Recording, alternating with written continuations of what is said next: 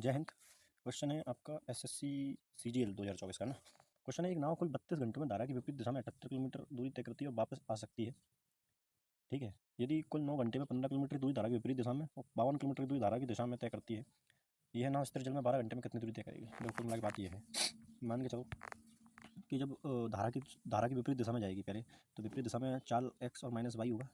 धारा वापस जाएगी विपरीत में तो 78 किलोमीटर जाएगी। अरे क्या हो गया।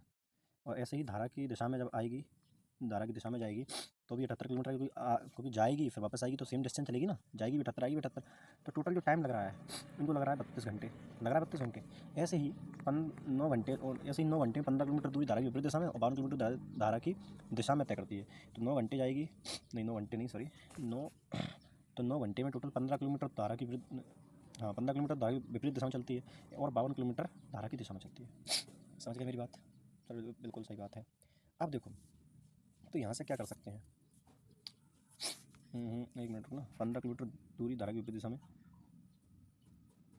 विपरीत दिशा में और 52 किलोमीटर की दूरी धारा की दिशा में। ठीक है, अब देखो इन दोनों में से मुझे एक को बराबर करना पड़ेगा। तो बराबर किसको कर लेते हैं, इसको कर लेते हैं 78 52 वाले को, क्योंकि देखो 13 तो दोनों में आ रहा है, 13 6 78, 13 चौक 52 है ना।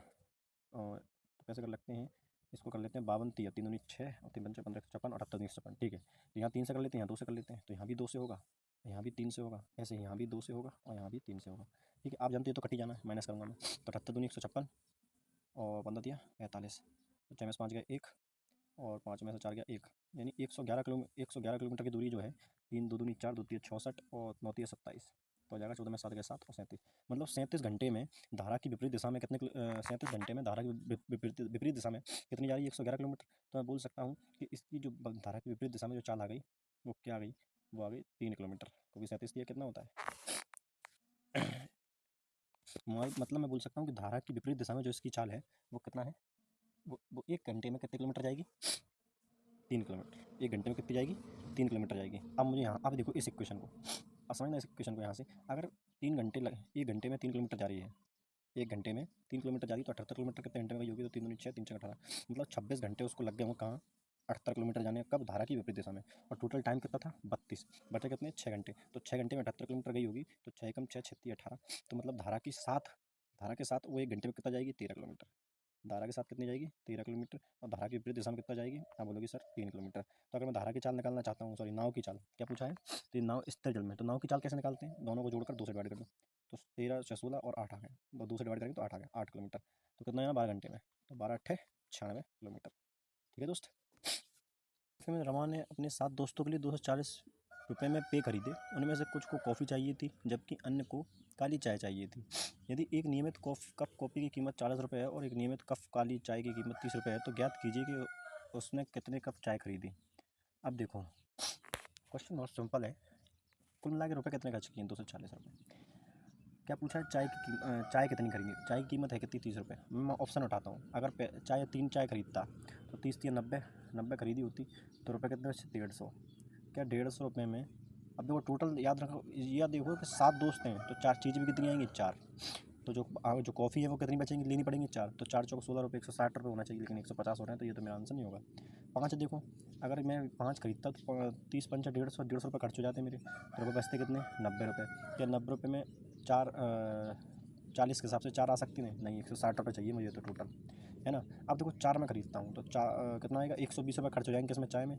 बचे कितने, 120।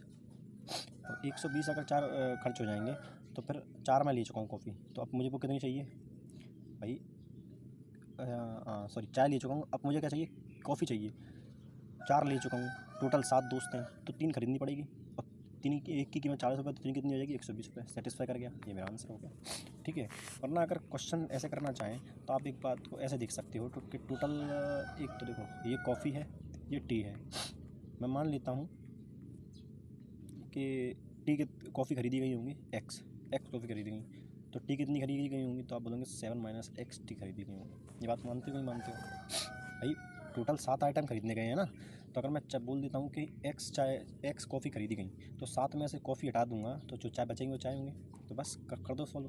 देखो एक चाय की कॉफ़ी कितने में कीमत कितनी है, 40 रुपये, तो बोलेंगे 40 एक्स हो जाएगी, 40 × x हो जाएगी ना, प्लस और 7 - x, एक चाय की कीमत कितनी है, तो चाय की कीमत है आपकी 30 रुपये और टोटल रुपये कितने खर्च हुए 240 रुपये। पूरा काट दो किससे, 10 से काट पाओगे तो 4x प्लस 7 माइनस x, तो ये 3 बराबर 240।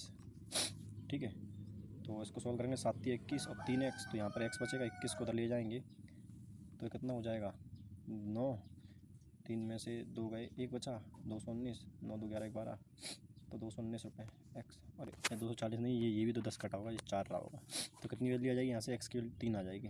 अब एक्स क्या थी, चाय थी, पूछी क्या है, सॉरी एक्स कॉफ़ी है, पूछी क्या है चाय, तो एक्स 7 माइनस 3 करेंगे तो कितना आ जाएगा 4, वही मेरा आंसर था। ठीक है दोस्त, क्वेश्चन है कि ए और बी क्रमशः 2 सेंटीमीटर और 1 सेंटीमीटर की त्रिज्या वाले दो वृत्त के केंद्र हैं, जहाँ ए और बी 5 सेंटीमीटर है।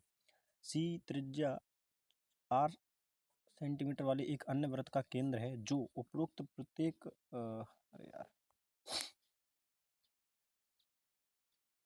जो उपरोक्त प्रत्येक दोनों वृत्त को बाहरी रूप से स्पर्श करता है। बाहरी रूप से स्पर्श करता है, ए सी भी 90 डिग्री, तो आर का मान बताओ।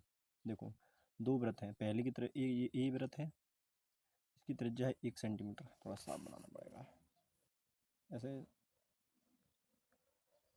अरे हट जा। देखो पहला सर्कल है ए, इसका जो सेंटर है उसका नाम ए है, ठीक। दूसरा सर्कल है उसका सेंटर बी है, ठीक, बी है, इसका ए है, मतलब इसकी त्रिज्या 1 सेंटीमीटर है और दूसरे वाले की इसकी 2 है, ए वाले की, और इसकी कितनी है 1 है।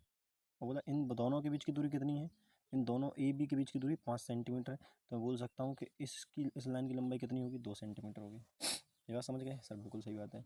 अब बोला कि आर त्रिज्या वाला एक अन्य वृत्त है जो प्रत्येक दोनों वृत्त को भारी रूप से स्पर्श करता है, तो मैं बोलता हूँ एक तीसरा वृत्त होगा जो इन दोनों को स्पर्श करते हुए ऐसे करके जा रहा होगा, मान लो स्पर्श कर रहा है, ठीक है, जिसकी त्रिज्या कितनी है 8 सेंटीमीटर है, मतलब ए सी बी 90 डिग्री है, तो मैं बोल सकता हूँ देखो यहाँ इसका पॉइंट आर रहा होगा, अगर मैं इन लाइनों को मिला दूँ आपस में, ठीक है, इन लाइनों को मैंने जब आपस में मिलाया तो देखो ये यहाँ से यहाँ तक ये 2 है, ये 1 है और ये आर है, और ये 90 डिग्री बोल गया तो ये क्वेश्चन मेरा आसान होगा। कैसे, अब बताओ ये कितनी लंबाई होगी, सर बोलो सर ये 5 है, तो बताओ अगर 90 डिग्री तो ट्रिपलेट लगेगी, तो एक ट्रिपलेट ऐसी ट्रिपलेट होगा जिसमें एक साइड 5 सेंटीमीटर होती है, तो आप बोलोगे सर एक ट्रिपलेट मेरे दिमाग में आ रही है 3 4 5 आ रही है दिमाग में, तो बताओ भाई, तो फिर इसको अगर ये 2 है यहाँ से यहाँ तक, तो अगर मैं इसको भी 2 मान लूँ, इसको भी 2 मान लूँ, तो ये वाली साइड 4 हो गई, और इसको भी 2 मानूंगा तो ये वाली कितनी हो गई 3, सेटिस्फाई कर गया भाई, ये वाली साइड 4 हो गई, ये वाली 3 हो गई और ये 5 हो गई। पूछा क्या है आर का मान बताओ, तो आर कितनी होगी 2 रही होगी, आर कितनी होगी 2 सेंटीमीटर, खत्म सवाल। ठीक है, ठीक है, मेरा एक कंपनी का एक किसी खास उत्पाद पर 25% की छूट दे रही है, ठीक है। अनुराग स्टोर पर गया, वो एक ऐसा सौदा खोजने की कोशिश कर रहा है जिस पर वह 390 रुपये की बचत कर सके। यदि प्रत्येक वस्तु का मूल्य 340 रुपये है तो न्यूनतम कितनी वस्तु खरीदनी चाहिए। अब देखो अगर मैं बात करूँ तो 340 रुपये एक वस्तु का मूल्य है, और 340 रुपये मुझे 3/4 की मिलेगी, क्योंकि 25% छूट हो रही है, तो 4 अट्ठे 32 और 2 बचेंगे, 4 पंचे 20, तो 5 15, 3 अट्ठे 24 और 1 25, 255 रुपये की मिल रही है, तो मतलब मैं बोल सकता हूँ कि 45 रुपये तो ये, और कहाँ गया 255 है ना, 3 था 45 रुपये ये, 40 रुपये ये, तो मतलब कुल मिला के मुझे जो छूट मिल रही है वो एक वस्तु पर एक वस्तु पर मैं कितने कमा रहा हूँ 25 रुपये, 85 रुपये, मतलब एक वस्तु पर मुझे कितने रुपये बच रहे हैं 85, मुझे बचाने कितने हैं 390, तो 390 रुपये मुझे बचाने हैं, और 85 एक पर मैं कमा रहा हूँ, तो देखो कितने से कट रहा है, 5 एकम 5 कितना 5 सत्ते 35, 5 सत्ते 35, 5 40, 17 पंचे 85 है ना, 17 पंचे 70 चौको 68, मतलब 4 चीज़ें तो मुझे खरीदनी पड़ेंगी कहीं ना कहीं, क्योंकि देखो एक पर 85, 2 पर, समझ में आ रहा है कि नहीं, मैंने टोटल रुपए जो जितना मैं बचाना चाह रहा था उसका डिवाइड दे दिया किससे, जितने मुझे एक वस्तु पर बच रहा है। समझ में आ रहा है ना ये चीज़, तो बस वही बात है कि 4 इंटीरियर दुनिया का मतलब मुझे 4 वस्तुएं तो कम से कम खरीदनी पड़ेंगी अगर मुझे कितने रुपए कमाने हैं, 390 रुपये बचाने हैं। तो आई होप आपको क्वेश्चन समझ में आया होगा। ठीक है, धन्यवाद। है आपका SSC CHSL 2024 का। देखो बोलेगा कि PQR 2 रुपये, 25 रुपये और 10 रुपये के सिक्कों का उपयोग करके 150 का, 25 नहीं है यार, 5 रुपये, कितना है, 5 रुपये, ठीक है। 2 रुपये, 10 रुपये और 2 रुपये, 5 रुपये और 10 रुपये के सिक्कों का उपयोग करके 150 रुपये का भुगतान करता है। यदि कुल 50 सिक्कों का उपयोग करता है तो यदि उपयोग किए गए 2 रुपये, 5 रुपये के सिक्कों का अनुपात 5:2 है तो भुगतान में 10 रुपये के कितने सिक्के का उपयोग किया गया। देखो दोस्त, आपको अनुपात जो दे रखा है वो दे रखा है 2:5। 2 रुपये के और 5 रुपये के सिक्कों का अनुपात दे रखा है जो कि कितना है, जो कि है 5:2। ठीक। अब 10 रुपये के सिक्कों का पूछा है। वैसा तो क्वेश्चन काफ़ी डिफ़िकल्ट है ना। अगर हम मेथड से करने जाएंगे तो काफ़ी दिमाग लग जाएगा। ऑप्शन से इसको जल्दी किया जा सकता है। जैसे मैं ऑप्शन उठाऊँ, पहला, अगर मैं मानूँ कि 10 रुपये का एक सिक्का है, जो 10 रुपये का है एक सिक्का है, अगर 10 रुपये का एक सिक्का है तो सिक्के कितने बचेंगे, 49 बचेंगे। और 49 कहीं ना कहीं 5 और 2 से पूरा पूरा मतलब 7 की वैल्यू 7 से पूरा पूरा जाएगा, है ना। तो मेरा यही आंसर होना चाहिए। बोलो ऐसे कैसे, कोई और ऑप्शन देखो। अगर मैं 10 रुपये के 2 सिक्के मांगता हूँ, 10 रुपये के 2 सिक्के मांगता हूँ तो कितने बचेगा, 48 बचेगा। अब 48 को अब ये दोनों मिलाकर कितने हो रहे हैं, 5 और 2 7।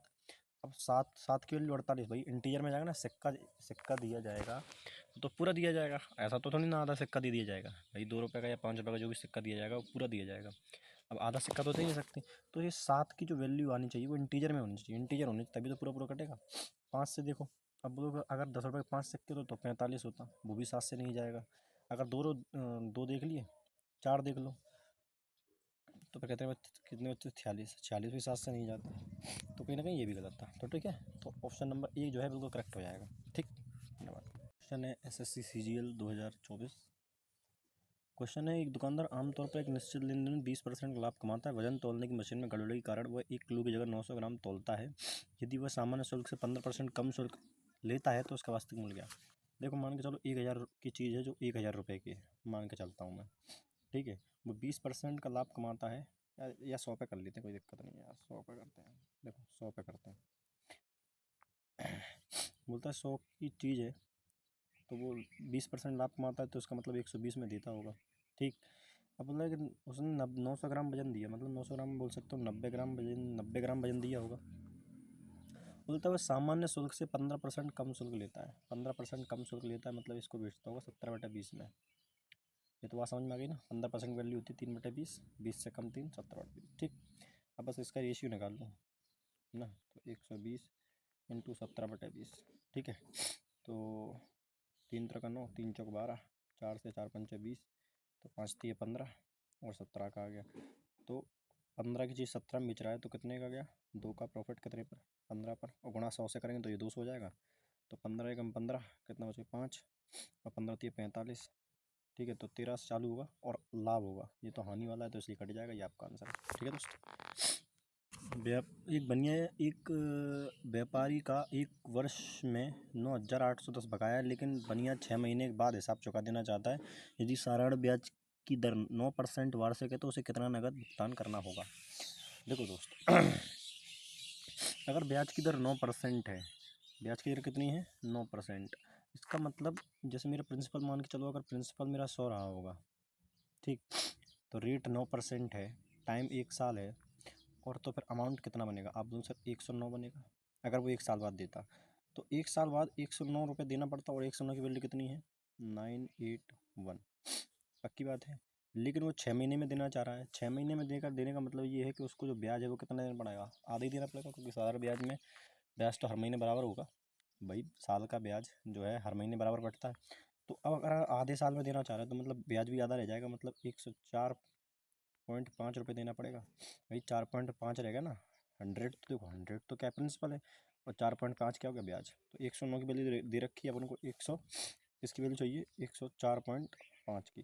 ठीक, 100 तो करते हैं, काटा पीटा हो जाए। देखो कट रहा है, क्या कट रहा है, 9 बार में सीधे सीधे कट रहा है तो, है ना। तो पॉइंट हटाएंगे यहाँ से, नीचे आएगा 10, 9 पंचा 45, हासिल 4, 9 चौक 36, 4 40, और 9 एकम 9, और बटा 10 से करेंगे तो 940 पॉइंट ये आएगा, वो 940, 5 रुपये। ठीक है, ये आपका आंसर। क्वेश्चन है SSC CGL 2024 का।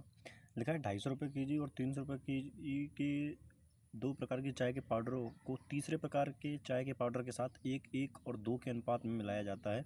यदि मिश्रण का मूल्य 350 किलोग्राम है तो तीसरे प्रकार की चाय के पाउडर का मूल्य बताओ। देखो दोस्त, अब एक बात बताओ, ये पहला है 250 kg का, दूसरा है 300 kg का, और तीसरा वाला मुझे निकालना है जो कि 2 kg में। इनका अनुपात कितना है? 1, इसका कितना है? 1, और इसका कितना है? 2। और टोटल जो हो रहा है एवरेज जो मिश्रण का मूल्य बनना वो बन रहा है 350।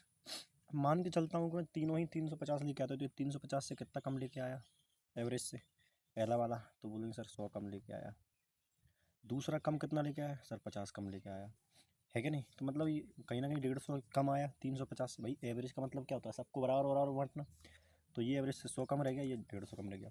जो तीसरा वाला है अगर उसको एवरेज के बराबर आना है तो 350 तो उसको लेके आना ही पड़ेगा, क्योंकि जितना एवरेज उतना तो लेके आएगा ही, और प्लस इनकी भरपाई भी करेगा। तो 100 और ये कितना हो गया? 150। ये भरपाई कितने पे होगी? 2 पे होगी। कितने पे होगी? 2 पे। तो कितना आ गया? 75। 350 तुझे लेके आएगा, 75 इन लोगों का जो लॉस हुआ है वो भी किसको बनना पड़ेगा? इस तीसरे वाले को। तो कितना हो गया? 425। ठीक है, ये आपका आंसर। ठीक है भाई।